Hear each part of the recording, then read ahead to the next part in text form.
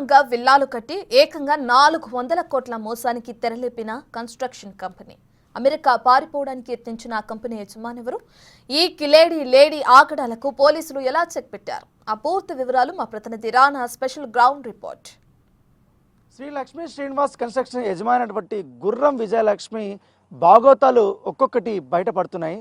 అసలు ఎగ్జాక్ట్గా భావన జిఎల్సి పేరుతో ఆమె వెంచర్లు వేసింది కాబట్టి అక్కడ జరిగినటువంటి మోసం ఏంటి, ఎట్లా ఆమె బాధితుల్ని మోసగించారు, ఏ రకంగా ప్రభుత్వ భూముల్ని కబ్జా చేశారు, ఆమెకి సహకరించింది ఎవరు, ఎన్ని విల్లాలు ఇప్పటి వరకు కూడా ఆమె అమ్మి వేసింది, ఎన్ని కోట్లాది రూపాయలు ఆమె ఆర్థికంగా లాభపడ్డారనే విషయాలు ఈ గ్రౌండ్ రిపోర్ట్లో చూద్దాం. హైదరాబాద్లోని నిజాంపేట బాలాజీ నగర్కి చెందిన గుర్రం Vijayalakshmi Srilakshmi constructions, Srilakshmi Magnus construction and భావన జీవిల్సీ క్రిప్స్ పేరిట నిర్మాణ సంస్థ ప్రారంభించారు. ఇక అక్కడి నుంచి ఆమె మాయలు షురూ అయ్యాయని అంటారు అధికారులు. గుర్రం విజయలక్ష్మి బాగోతాలు రోజు రోజుకి పెరిగిపోతున్నాయి.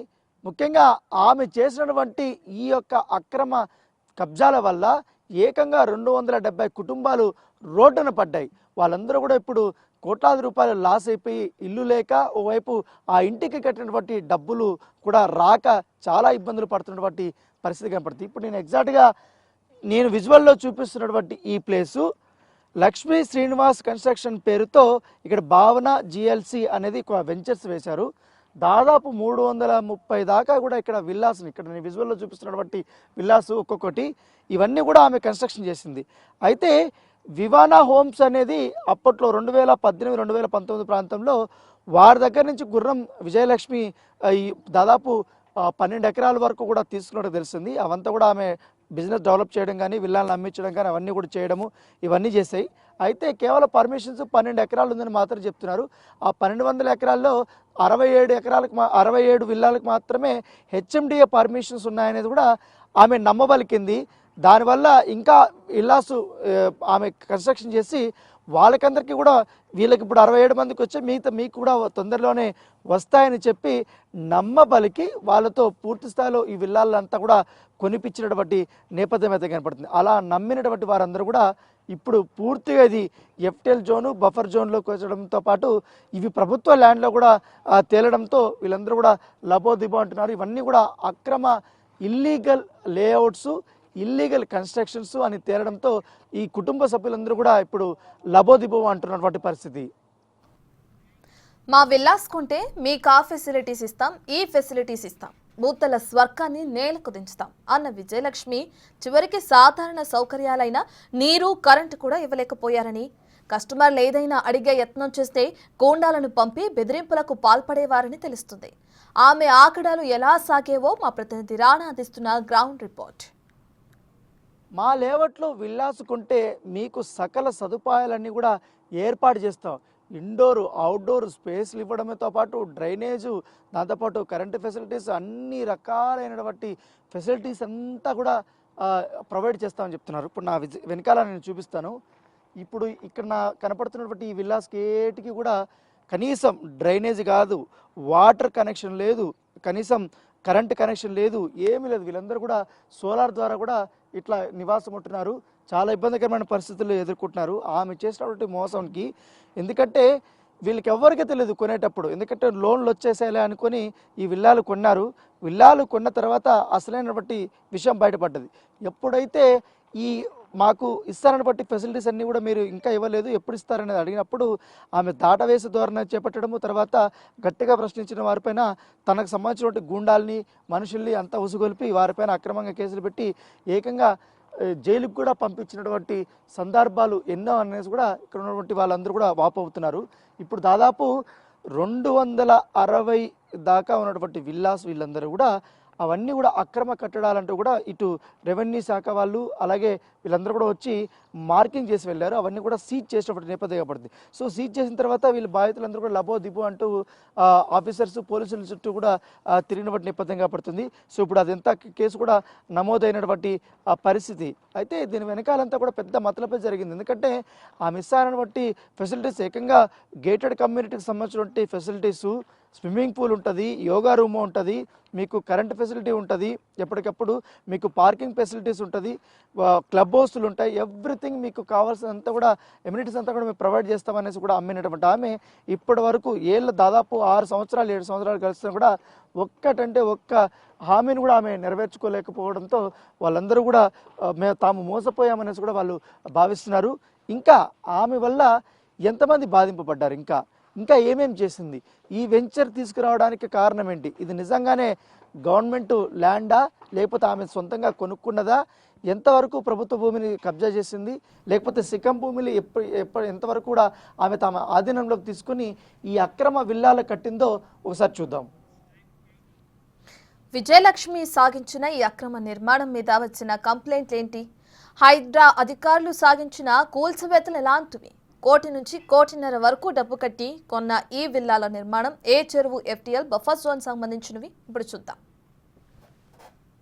ఇప్పుడు నా వెనకాల కనపడుతున్నటువంటి చెరువు పేరు కత్వా చెరువు.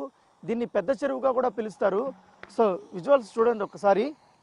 దాదాపు 100 ఎకరాలు ఉన్నటువంటి ఈ కత్వా చెరువు ఇప్పుడు అక్రమార్కులు కానీ వీళ్ళందరూ కూడా కబ్జాలు చేసి తమ ఆధీనం తీసుకుని అంతా కూడా కేవలం కొన్ని ఎకరాలు మాత్రమే పరిమితమైంది. ఇప్పుడు నేను ఈ చెరువు ఎందుకు చూపిస్తున్నానంటే ఎగ్జాక్ట్గా ఇప్పుడు ఈ గోడ ఉన్నింది కాబట్టి ఈ వాల్ వరకు కూడా వెనకాలంతా చెరువు. ఎగ్జాక్ట్గా అయితే FTL జోన్లకు కానీ బఫర్ జోన్లకు వచ్చేది దాదాపు అక్కడ వరకు వస్తుంది, చాలా వరకు కూడా పరిధి వస్తుంది.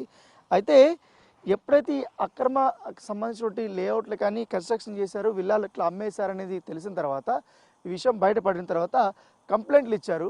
కంప్లైంట్లు ఇచ్చిన తర్వాత పూర్తి స్థాయిలో ఎంక్వైరీ చేశారు. ఎంక్వైరీ చేసిన తర్వాత ఇది బఫర్ జోన్లోకి FTLలోకి వస్తుంది అనేసి హైడ్రా అధికారులు కూడా వచ్చారు. సో హైడ్రా అధికారులు వచ్చిన తర్వాత దాదాపు ఇక్కడ 15కు సంబంధించినటువంటి విల్లాలంతా కూడా ఇక్కడ ఆపేసినటువంటి పరిస్థితి. వీళ్ళంతా కూడా ఇక్కడ కూల్చేశారు. కూల్చేసిన తర్వాత వీళ్ళందరూ కూడా తాము మోసపోయామనేసి కూడా వాళ్ళు పూర్తిస్థాయిలో పోలీస్ స్టేషన్కి వెళ్ళినటువంటి నేపథ్యం అయితే కనపడుతుంది. సో విజువల్ చూస్తాం. అప్పుడు హైడ్రా అధికారులు ఇక్కడికి వచ్చారు. హైడ్రా అధికారులు వచ్చిన తర్వాత ఇక్కడ కూల్చివేతల కార్యక్రమం అనేది చేపట్టినటువంటి నేపథ్యం అయితే కనపడుతుంది. దాంతోపాటు వీళ్ళు ఇప్పటికే ఒక్కొక్క విల్లాకి 1 కోటి నుంచి 1,20,00,000 వరకు కూడా చెల్లించారు. ఇప్పుడు అంతా కూడా కూల్చేసింది. సో దీనికంతటికి కారణం విజయలక్ష్మి, గుర్రం విజయలక్ష్మి.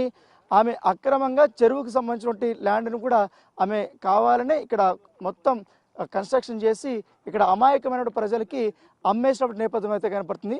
సో వాళ్ళంతా కూడా మొత్తం పోలీస్ స్టేషన్ చుట్టూ కూడా తిరుగుతూ నానా ఇబ్బందులు పడుతున్నటువంటి నేపథ్యం కనపడుతుంది. సో ఎగ్జాక్ట్గా ఇది లేఅవుట్ ఎన్ని ఎకరాలు, ఎంతవరకు ఇది కన్స్ట్రక్షన్ చేశారు, ఇంకా ఎంతమంది బాధితులు ఉన్నారు, ఎంతవరకు కూడా ఈ ల్యాండ్ గ్రాపింగ్ జరిగిందనేది కూడా నెక్స్ట్ దాంట్లో చూద్దాం. 270 కుటుంబాలు రోడ్డు మీద పడిన ఈ మొత్తం వ్యవహారంలోని లొసుగులను బయటపెట్టేందుకు బిగ్ టీవీ ప్రయత్నించగా ఈ యత్నం కూడా ఆపయత్నం చేశారు. వారి వాదనేంటి చూద్దాం.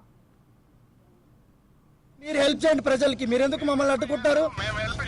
మరి మీకోసమే నేను చేస్తుంటే మీరు నన్ను ఎందుకు అడ్డుకుంటారు? మీరు exactly what are you doing? Same thing మీరు అదే చేస్తున్నారు. నేను మీకోసం వస్తే యాజ్ మీరు 270 కుటుంబాలు రోడ్డు మీద పడుతుంటే వాళ్ళు అయోమయంలో ఉంటే నేను దానికోసం వస్తే మీరు ఎట్లా అడ్డుకుంటారు నన్ను? ఎగ్జాక్ట్లీ ఇప్పుడు మీ బయటికి నేను కూడా వచ్చాను. ఇప్పుడు మీరు ఎట్లా అడ్డుకుంటారు నన్ను? ఎగ్జాక్ట్లీ నేను బెదిరించానండి, మీరు నన్ను బెదిరించినారు మనిషిని పంపించి. నేను ప్రాబ్లం యాజ్ దీని ప్రకారం నా ప్రాబ్లం మీ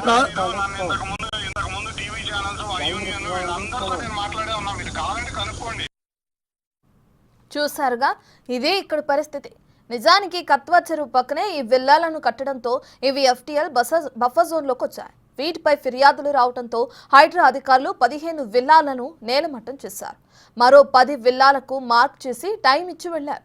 వీటిలో 67 విల్లాలకు HMDA అప్రూవల్స్ ఉన్నాయో లేదో కూడా తెలియదని వాపోతున్నారు బాధితులు. దాదాపు 12 ఎకరాలతో స్టార్ట్ అయింది విల్లాస్ అన్ని కూడా. తర్వాత అది రాను పోయి దాదాపు 19 ఎకరాల వరకు కూడా ఇది విస్తరించేది. ఆ 19 ఎకరాల లోపల ఉన్నటువంటి దాదాపు వరకు ఈ సిక్కం భూములు, గవర్నమెంట్ ల్యాండ్, అలాగే చెరువుకు సంబంధించినటువంటి ల్యాండ్నే సో అవంతా కూడా ఇప్పుడు వాటిల్లో విల్లాస్ కానీ ఇవన్నీ కూడా కన్స్ట్రక్షన్ చేశారు కాబట్టి ఇవన్నీ కూడా ఇల్లీగల్ అంటూ కూడా రెవెన్యూ డిపార్ట్మెంట్ అధికారులు అప్పుడు మార్కు కూడా చేశారు. దాదాపు 270కి సంబంధించిన విల్లాస్కి మార్కు కూడా చేశారు. సో ఇప్పుడు ఈ మొత్తం ఎంటైర్ ఎపిసోడ్కి అంతా కూడా కల్ప్రిట్గా ఉన్నటువంటి ఎవరైతే విజయలక్ష్మి ఉందో విజయలక్ష్మిని అఫీషియల్గా దుండిగల్ పోలీసులు అరెస్ట్ చేశారు.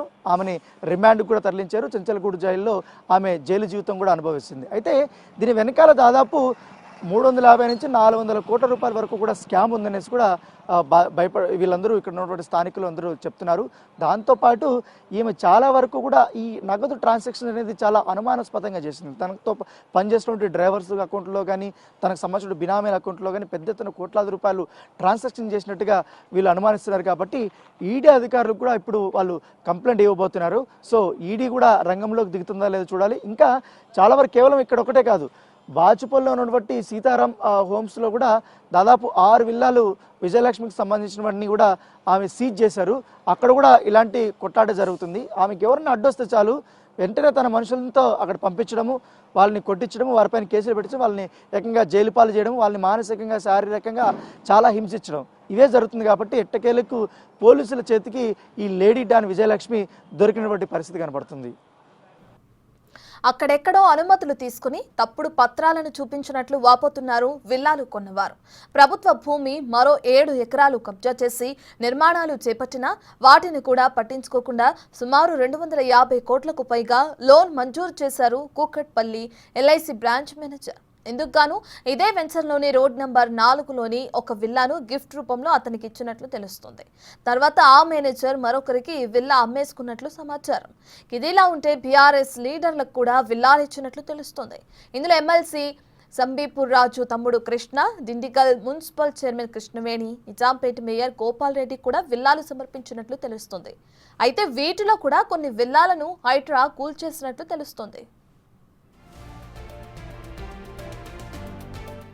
విజయలక్ష్మి ఆగడాలపై అధికారులకు ఫిర్యాదు చేసిన మూర్తి అనే వ్యక్తిపై అక్రమ కేసులు బనాయించి మానసికంగా శారీరకంగా వేధించిన పరిస్థితులు కూడా ఉన్నాయని అంటున్నారు. ఇవి మాత్రమే కాదు, తమ దగ్గర పనిచేసే వారి అకౌంట్ల నుంచి సుమారు 30 కోట్ల వరకు ట్రాన్సాక్షన్స్ చేయడంతో వారికి ఇన్కమ్ ట్యాక్స్ నోటీసులు పంపిన పరిస్థితి. ఇలా 100 కోట్ల రూపాయలు ఇలాంటి ఖాతాల ద్వారా విదేశాలకు పంపినట్లు కూడా ఆరోపిస్తున్నారు బాధితులు.